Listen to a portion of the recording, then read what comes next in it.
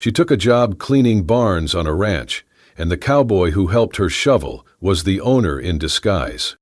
Wyoming, snow clung to the eaves of the barns like forgotten lace, and wind whispered through the old wood like it remembered stories no one had spoken aloud in years. The land was still in that brittle, biting way only winter knew, where even the crows were too cold to caw. Lily's boots sank into the half-frozen muck as she lifted the water bucket with both hands. Her shoulders trembled beneath a coat too thin for the season, and her breath came in short clouds, but she did not stop. She gritted her teeth, pushed forward, and dumped the last of the icy water into the trough. Behind her, steam still rose from the manure she had just shoveled from stall 4, worked unquietly, doggedly, and until now, alone.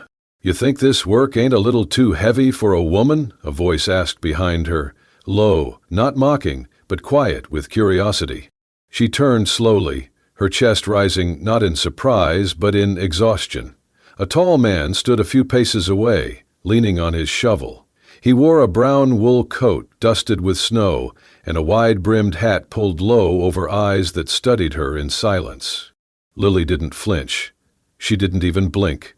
She just met his gaze and replied, "I do not mind the dirt. I only fear my mother might die from the cold if I cannot buy her medicine." The man paused, then nodded, not with pity, but something closer to understanding. He reached into his coat pocket and pulled out a pair of worn leather gloves, the stitching loose at the thumbs. "Take these," he said, offering them. "They're not new, but they'll keep your hands from splitting open in this cold." She hesitated. Pride came easy when you had nothing to lose, but it did not feed her brother or warm her mother's bed. She took the gloves, murmured, "Thank you," and slipped them on. "They fit," she noted softly. "They were my sister's," the man replied. "She had small hands." She returned to shoveling. To her surprise, he didn't walk away. He picked up a second shovel and began working beside her. For a time there was no speech, just the rhythm of their work. Shovels scraping frozen earth, horses snorting behind their stalls, boots shifting in straw. She glanced sideways. He moved like someone who had done this before, but not lately. His posture was natural, but his grip uncertain. His boots were of good leather, too fine for a field hand. His coat, though flecked with grime, had been stitched with care. "You from around here?" she asked without looking up. "No," he said, "just passing through, looking for work." "Then you found it," she said simply, voice flat but not unkind. Lily had grown up in weather like this, where winter wasn't just a season, it was a test. Her father had worked the mines until a cave-in took him. After that, it had been Lily chopping wood, breaking ice for the wash, birthing calves in blizzards, keeping the fire lit while her mother coughed through the night. At 25, she had the back of a woman twice her age and the hands of someone who had never known idleness. She could not read, but she could fix a fence, skin a rabbit, or start a fire with soaked kindling. What she lacked in letters, she made up for in resolve. She worked dawn to dusk on the edges of the Anderson Ranch, a forgotten property where cattle wandered half wild and fences leaned with age. No one had seen the owner in years. The pay was 50 cents a week, a cot in a drafty shed, and whatever bread was left after the cook fed the dogs. When the bell for the noon meal rang, Lily wiped the sweat from her brow and trudged to the side wall of the barn. The man, still nameless, followed her. He surprised her by pulling a small tin from his coat. Inside was a wedge of cornbread and half an apple. He handed her the apple. She raised an eyebrow. "You always feed strangers?" "You're not a stranger anymore," he said. "You wear my sister's gloves." She gave a short laugh, unexpected but genuine, and bit into the apple. Sweetness bloomed across her tongue. She hadn't tasted fruit in weeks. They sat side by side on a low beam, letting the pale sun warm their faces. For a moment, there were no debts, no freezing traws, just silence that felt almost like rest. He didn't speak again, and neither did she. But when he stood and offered his hand to help her up, she took it without hesitation. She didn't yet know his name was Jace, that he wasn't just a drifter, but the heir to the land beneath their boots, walking under a different name, searching for something buried in the dust and wind. Achoo. For now, He was a man with a shovel and a kind silence. And she was a woman surviving one more winter. And in that moment, side by side, something quiet had begun. The next morning, Lily rose before the sun, breath curling in the cold air as she laced her boots and buttoned her thin coat. Frost had turned the troughs to ice and stiffened her gloves, but she moved quickly, feeding the horses, breaking ice, mucking stalls one by one. She didn't pause. Every hour of work meant medicine for her mother, bread for her brother. She often did more than her share, not from pride, but because there was no one else to do it. By mid-morning, Jace arrived. She felt his eyes on her as she leaned forward to haul another pail, her back tightening with pain. Without a word, he crouched beside the fire pit and pulled something from a cloth pouch. He handed her a folded square of warm linen, smelling faintly of mint and pine. "Herb warmed," he said. "My mother used this on my father after long hunts." Lily hesitated, then pressed the cloth to her back. Heat spread slowly, easing her aches. Her eyes closed for a moment. Then she nodded. "Thank you." Later that afternoon, after clearing the north stalls, Jay suggested they clean out the last barn, an old sagging structure near the back of the property. No one had touched it in years. Its doors groaned when pushed open, releasing a gust of dust into the air like breath held too long. Inside, broken tools and rotted hay covered the floor. Together they worked in practiced silence, clearing debris and brushing away cobwebs. Lily moved toward a corner stall, but her boot caught on a raised board. She stumbled forward. "Careful," Jay said, stepping toward her. "I'm fine," she muttered, kneeling to inspect it. The wood had splintered, revealing a narrow space beneath. Curious, she pried at it. The board gave way with a crack, revealing a small tin box, rusted and wrapped in oilcloth. She glanced at Jace. He nodded. With care, she unwrapped and opened it. Inside was a leather-bound journal, the cover dry and cracked with age. She turned the first page, and the scent of ink and cedar drifted up. The handwriting was neat and slanted. October 3, 1864. Her name is Ayanna. She is the breath of the hills and the silence in snow. And I am ruined from the moment she looked at me. Lily stared at the page. "Elijah Anderson," Jace said softly, reading the name beneath. "Firstborn son. No one knew what became of him. They said he ran." "With a Shoshone girl," Lily whispered. Jace nodded. This must be their story. That night, after chores and supper, they sat side by the hearth. The journal lay open between them. Lily read the first entry aloud, her voice soft but steady. Elijah wrote of watching Ayanna from across a trading post, of her laughter, of moonlit verses carved in secret. When she paused, Jace took over. His voice was slower, deeper. Elijah's world unfolded, learning Ayanna's language, carving wooden beads with her symbols, seeing the land through her eyes, alive, sacred, dangerous, and beautiful. Reading together became ritual.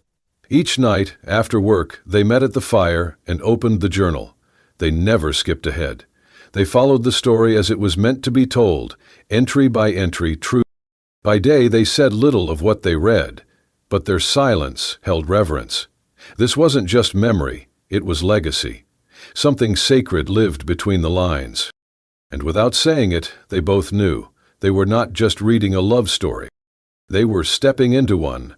By the third night, the fire felt like a bridge between centuries. As Lily turned the fragile pages of the journal, the barn faded from her thoughts, replaced by pine groves, secret glances, and the quiet pulse of forbidden love. Elijah Anderson's voice, penned in fading ink, told a story shaped by danger and devotion. He wrote of Ayanna with the reverence of a man watching fire, entranced, knowing it could burn him. "She walks without apology," Lily read, voice low. "Even when the townspeople sneer, she lifts her chin like she answers to the trees." Jace sat still beside her, firelight casting flickering shadows across his face. "He memorized her from behind his father's store," she continued. "Memorized her gestures. Said her silence was louder than most men's declarations." She paused. "He didn't just love her. He studied her, like she might vanish if he blinked. He knew what it would cost, Chase said quietly, and he chose her anyway.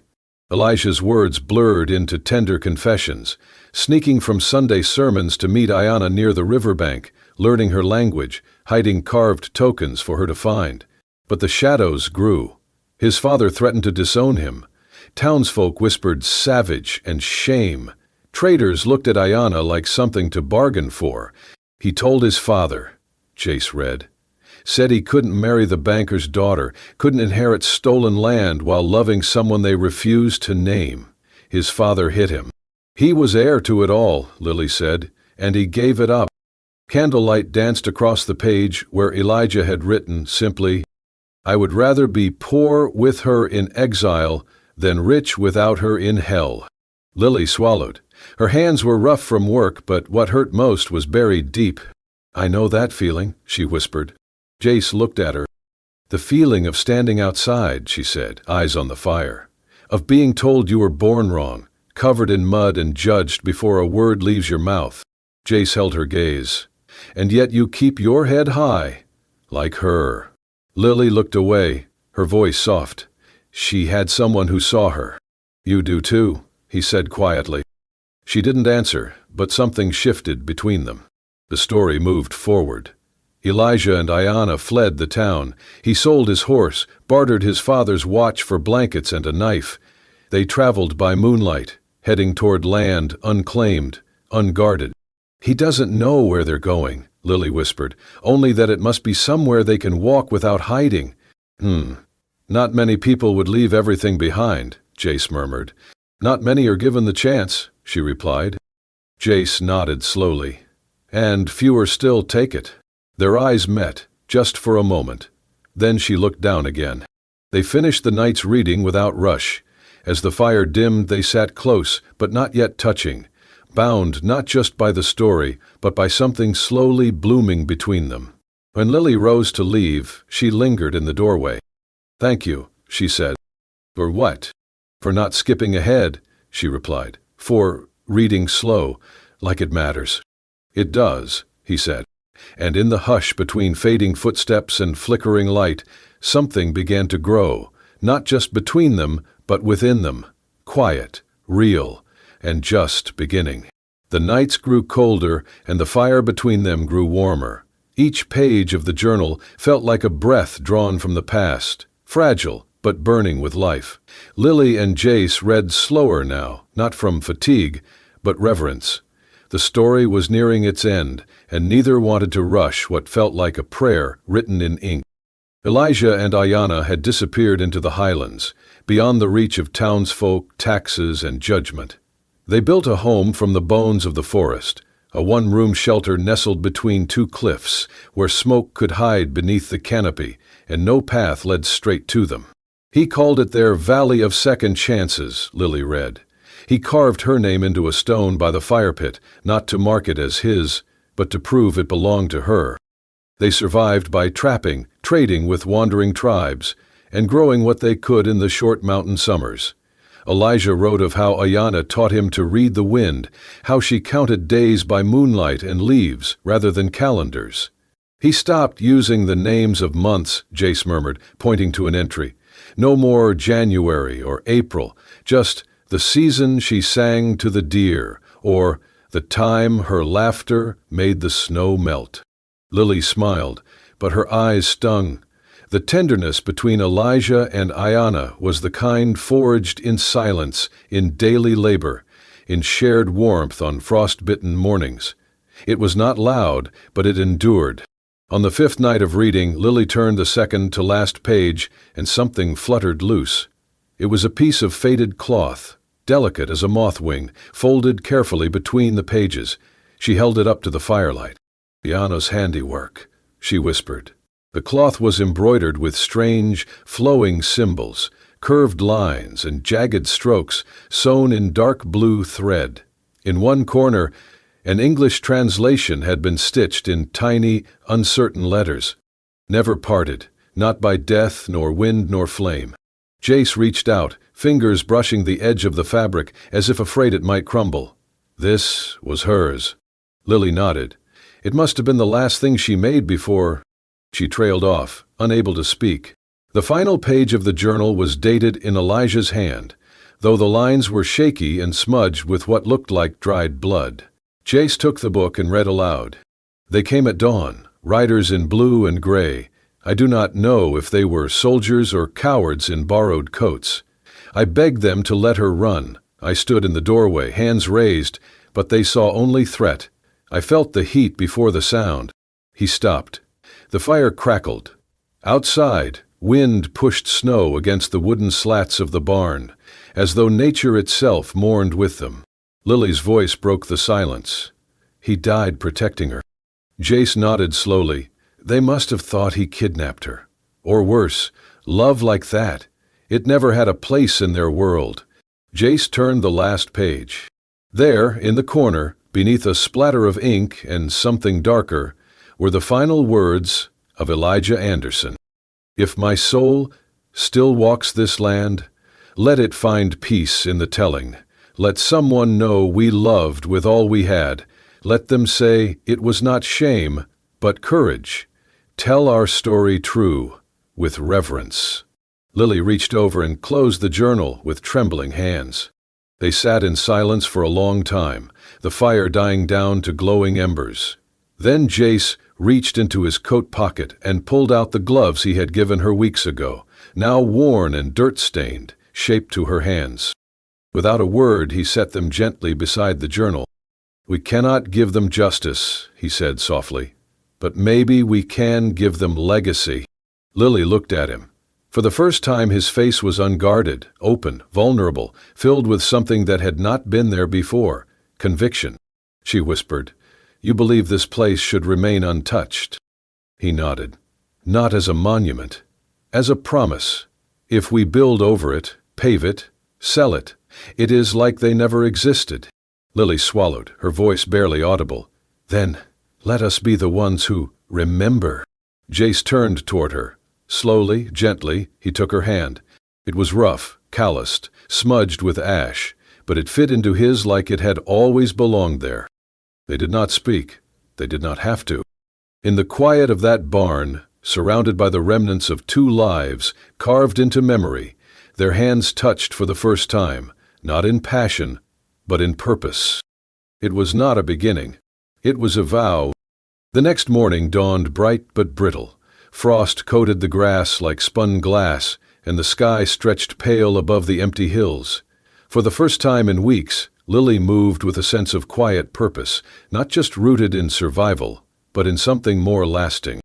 She and Jace worked side by side in the abandoned barn, scrubbing down the walls, patching cracks in the beams, removing rusted nails.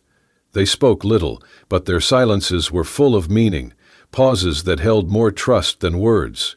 By mid-afternoon, Lily stood back to admire their progress. Where once had been rot and ruin, now stood a space clean enough to house memory. On the table near the back wall, she had carefully laid the journal, the piece of embroidered cloth, and a few carved wooden trinkets that Elijah had described in the entries.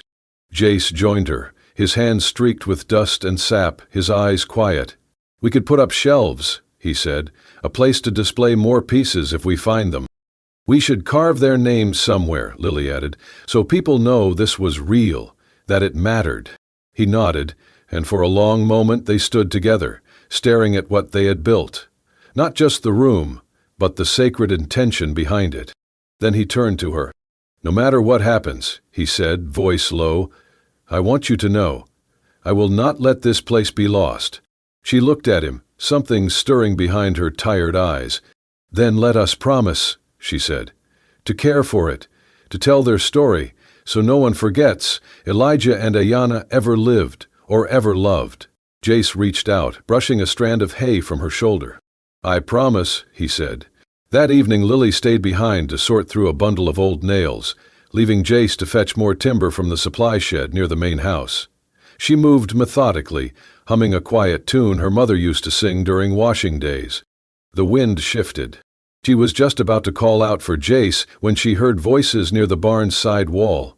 Curious, she stepped quietly toward the sound, her feet muffled by the straw-strewn floor.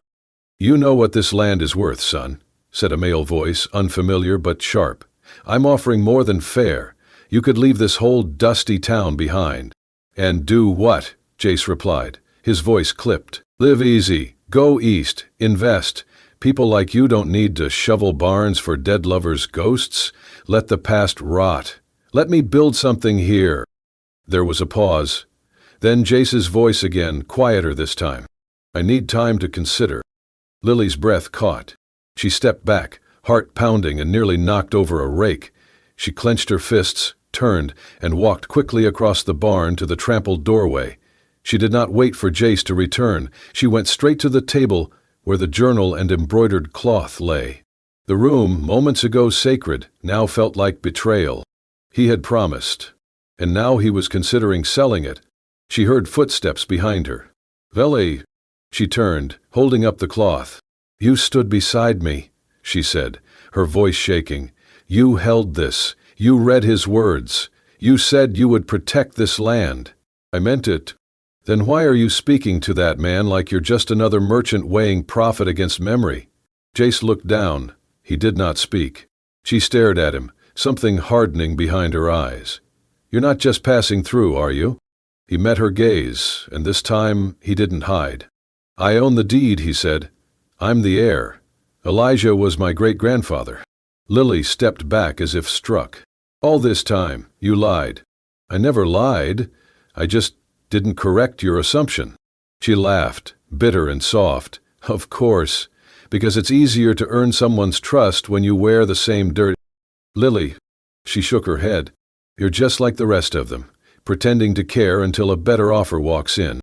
She walked to the table, picked up the embroidered cloth, then paused. She placed it gently over the journal, smoothing the edges with trembling fingers. Then she turned away, not looking back.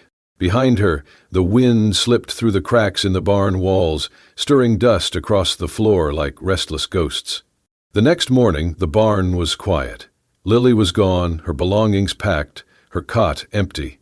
The gloves he had given her lay folded on the edge of the straw pallet, clean, lined, untouched.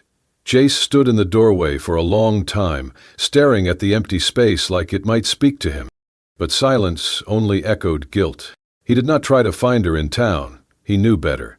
Instead, he saddled his horse and rode west, toward the Shoshone lands. The journey was long, the trail rough and unkind. Snow still clung to the northern faces of the mountains, and by the third day his hands were cracked and raw. He asked for directions at outposts, offered no explanation but his name. Most turned him away with suspicion or indifference. But at a trading station near the foothills, an old man heard the name Elijah and paused. "You look like him," the elder said, squinting through cataracts. "He was my great-grandfather," Jace replied. The old man, after a long silence, beckoned him to follow. They rode together in silence up a winding trail that narrowed into a ridge. Trees thinned until the rock was bare. The wind was colder here, but cleaner somehow, like the sky breathed more freely in these heights. Eventually they reached a hollow carved into the cliffside, half covered by shrubs and thyme. A stack of stones marked the place, each one weathered and etched with tiny, fading symbols. "She was here," the old man said. "Ayanna. After he died, she returned, alone, lived here until the end." Jace stepped forward, heart thudding. The wind stilled as he knelt beside the stone cairn.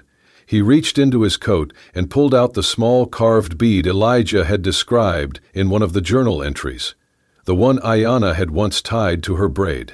He set it gently atop the stones. "I do not know if anyone else remembers," he whispered, "but I do. And I swear I will not let what you shared be buried by fences and ledgers." He removed his hat, placed it over his chest, and bowed his head. "I will not sell the land. I will not trade your love for coin. Not now, not ever." The old man watched, then nodded solemnly. He reached into his pouch and handed Jace a folded cloth, aged and fragile. Ayanna left this before she passed, said one day someone would come looking, someone who carried her fire. Jace accepted the cloth with both hands. That night, he camped beneath the stars, holding the cloth like a relic. He could not read the symbols, but he felt the weight of them, the pulse they seemed to carry. The firelight danced across his face as he kept vigil, not out of obligation, but out of gratitude. He did not sleep. When he returned to the ranch, the sun had broken through the gray. The land, cold as it still was, seemed softer somehow, less haunted, more held. He walked straight to the old barn. No one else was there. He worked alone. He scrubbed the table Lily had polished, repaired the broken shelf she once leaned against. Then he took the journal and placed it gently into a glass case he had crafted himself, oak-trimmed, lined with linen. He set the bead atop the journal, then reached for the embroidered cloth. It was the one Lily had found, now joined by the new one given by the elder. He mounted both on a broad frame made from local cedar, the scent sharp and living. He hung the frame above the display with careful hands. Then he stepped back and looked at what they had made.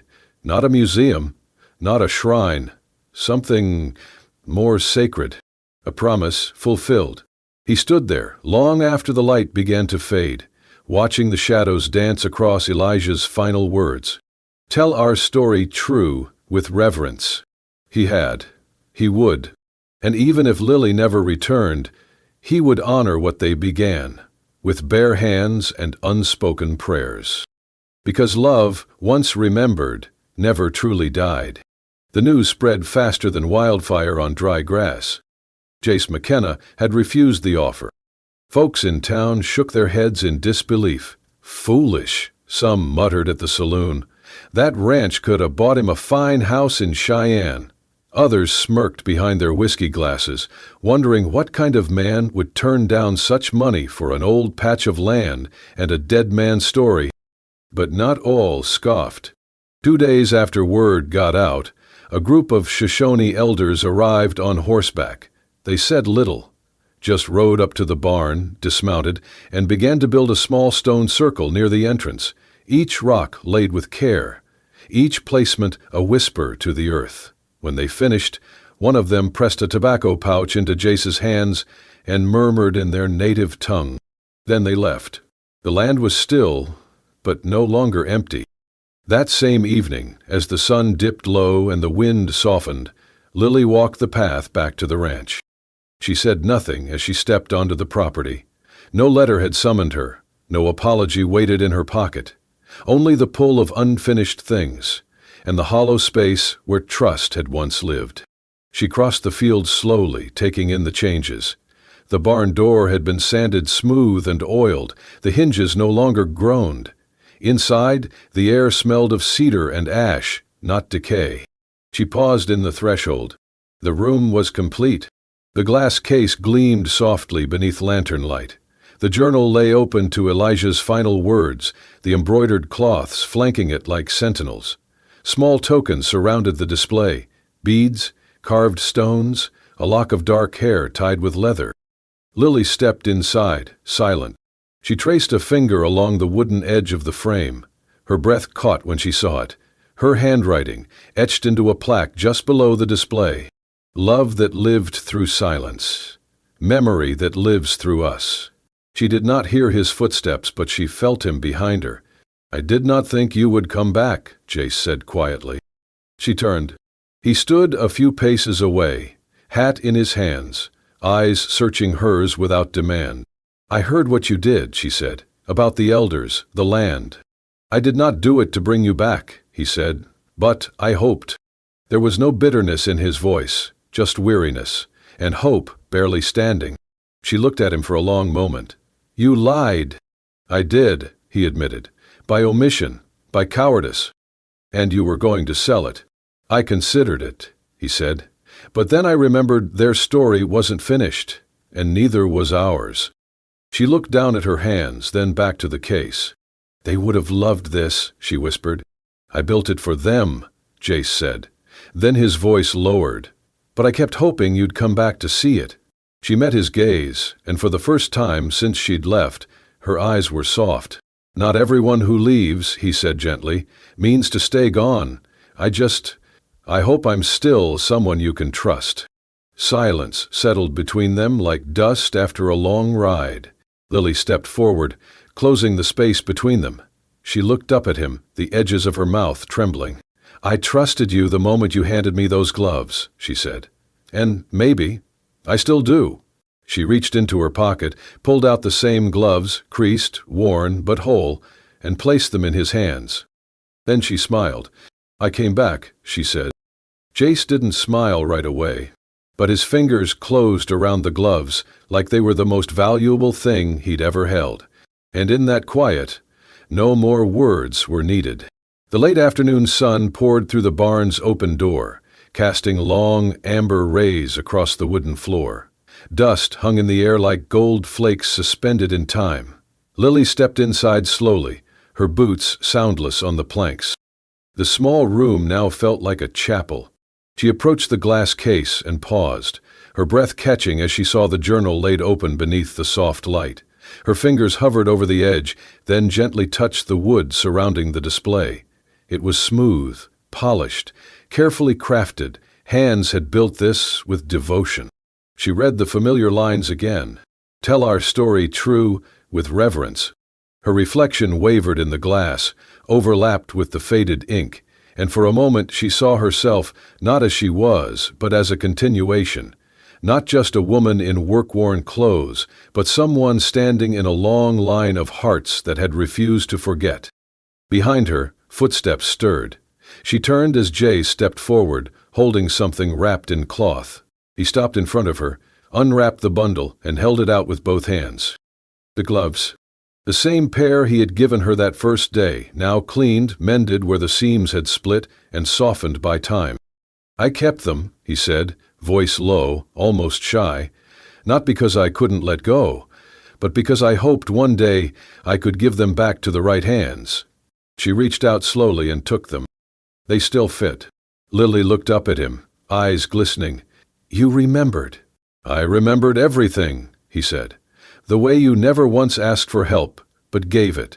The way you read Elijah's words like they were sacred. The way you believed this place mattered. Before I did." She bit her lip, then smiled through the sheen in her eyes. "They died for their love, Jace." "I know. And we get to live with ours. That's a different kind of courage." He took a slow breath. "So, what do we do now?" Lily looked around the room, at the journal, the bead, the embroidered cloth. Then she stepped closer, her hand finding his without hesitation. "We're not Elijah and Ayanna," she said softly, "but we're here because of them, because of what they chose to hold on to, even when the world tried to tear it from them." She squeezed his hand gently, tears slipping down her cheeks. "We tell their story," she said. "We honor it, but more than that." She looked up at him, her voice a whisper wrapped in hope. "We love better. We love in the open. We love right." Jace's jaw tightened, not with pain, but emotion held too long. She smiled through her tears. "We tell their story, by writing our own." The wind outside stirred gently, lifting the corners of old papers, rustling the dried grass along the fence line. Beyond the barn, the mountains caught the dying light, turning gold at the peaks, blue at the shadows. Jace led her outside. They stood together on the porch of the old structure, the journal now behind them and the future unwritten before them. Above them stretched the sky Elijah once watched. Below them lay the soil Ayanna had once walked. And between them, in the silence of a land that remembered everything, stood something that had survived, not just history, but doubt. Love, earned, forgiven, and free. Lily leaned her head on his shoulder, and Jace, looking out over the hills, whispered, "We are not them, but I think they'd be proud." The sun sank low, bathing the world in gold, and their story, born from someone else's heartbreak, found its first full breath. And so, in a land once marked by silence and sorrow, love was remembered and reborn. From the ashes of Elijah and Ayanna's forbidden flame rose a new kind of devotion, one that did not hide in the shadows, but stood tall beneath the Wyoming sky. Because some stories aren't meant to be forgotten. They're meant to be carried forward, in hand-stitched cloth, in faded ink, and in hearts brave enough to love again.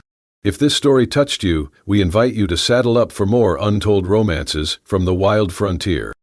Subscribe to Wild West Love Stories, where every tale is forged in dust, danger, and the kind of love that outlives time. Hit the bell, share the journey, and remember, where bullets missed, but hearts didn't.